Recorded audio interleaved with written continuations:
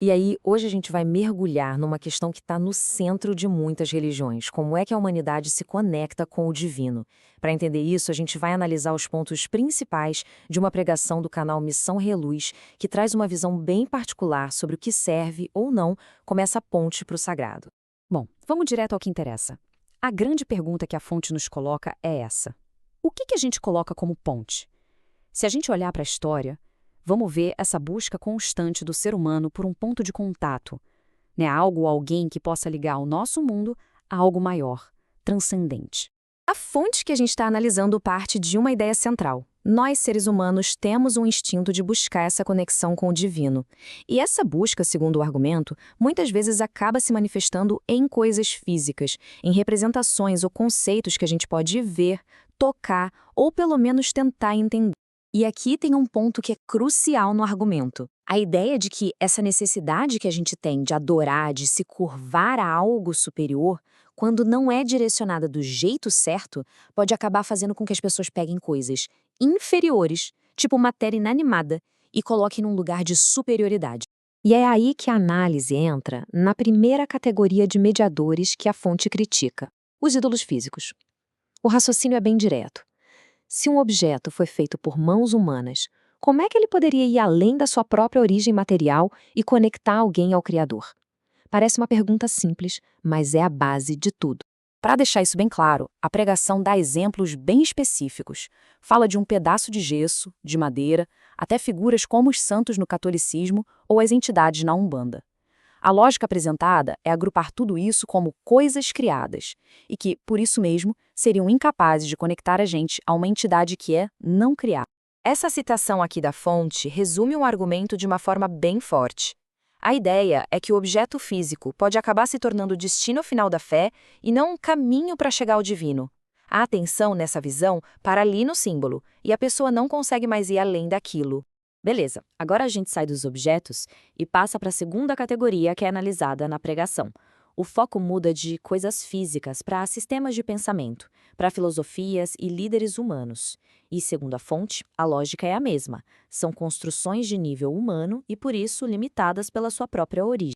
O interessante aqui é que a fonte coloca sistemas de crenças bem diferentes, como o budismo e espiritismo, debaixo do mesmo guarda-chuva. O argumento é que todos eles nascem da razão humana, de figuras históricas ou, como o palestrante chega a dizer, de um engano.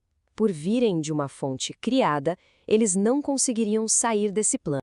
Esse slide aqui é ótimo, porque ele desenha a diferença central do argumento todo.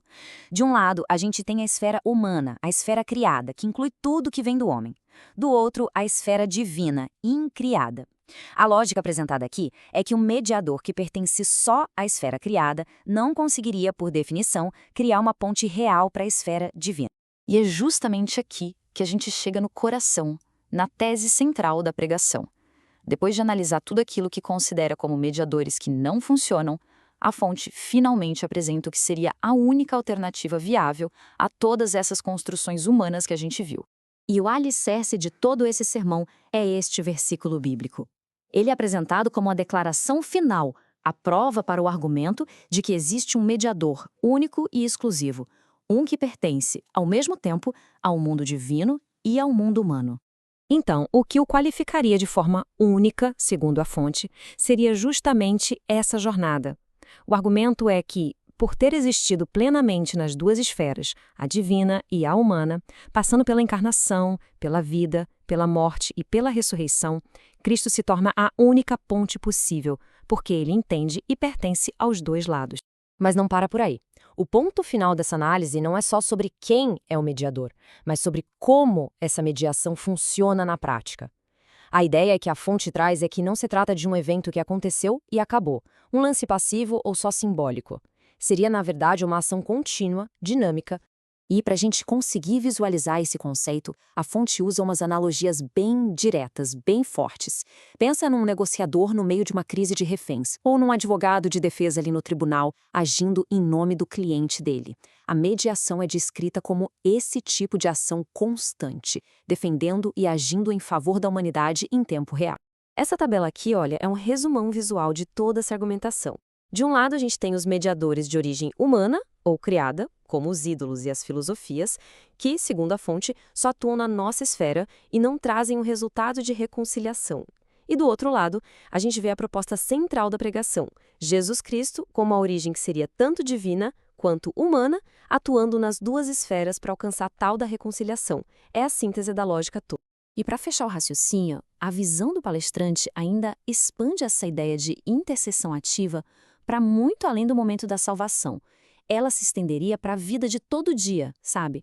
Incluindo orientação, proteção, provisão, sendo uma presença constante e ativa na vida de quem acredita. E a gente termina com essa pergunta, que no fundo amarra toda a discussão. Como é que os diferentes sistemas de crença constroem essa ponte para o divino? Aquilo que uma pessoa ou uma comunidade escolhe como seu ponto de contato acaba dizendo muito sobre a sua visão do que é sagrado. Fica aí uma reflexão para a gente.